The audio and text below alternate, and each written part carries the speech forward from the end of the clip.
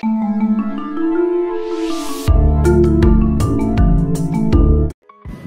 Everyone, আশা করছি তোমরা সকলে খুব ভালো আছো আর আমিও মোটামুটি ভালোই আছি।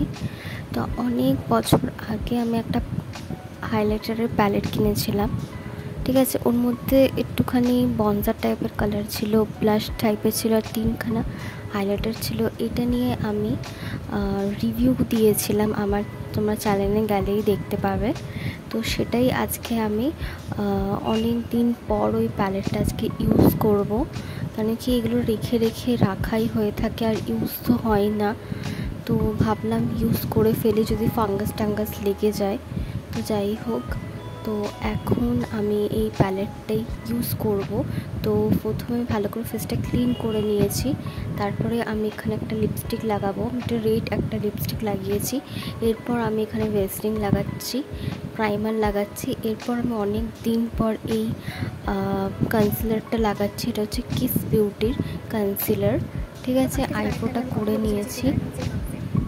এই যে এই প্যালেটটা সম্পর্কে আজকে রিভিউ করব আর একটুখানি মেকআপ লুক করব, ঠিক আছে।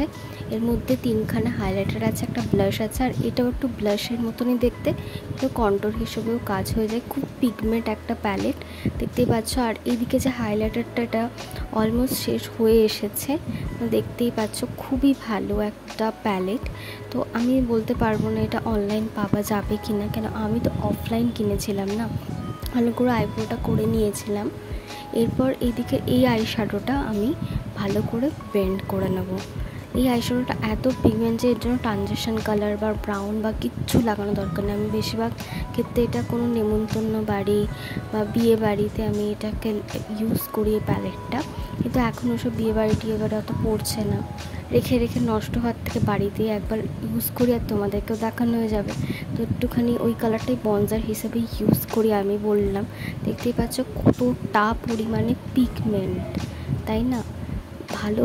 আবার দেখো জ লাইনটাও কি সুন্দর শার্প হয়ে গেছে। এরপর এখানে একটা দেখো ব্লাশ আছে। এই ব্লাশটা একটু রোজ গোল্ড টাইপের ব্লাশ, খুবই ভালো। আর এখানে 3খানা হাইলাইটার আমি ইউজ করেছি, দেখতেই পাচ্ছ, একদম মিক্স করে।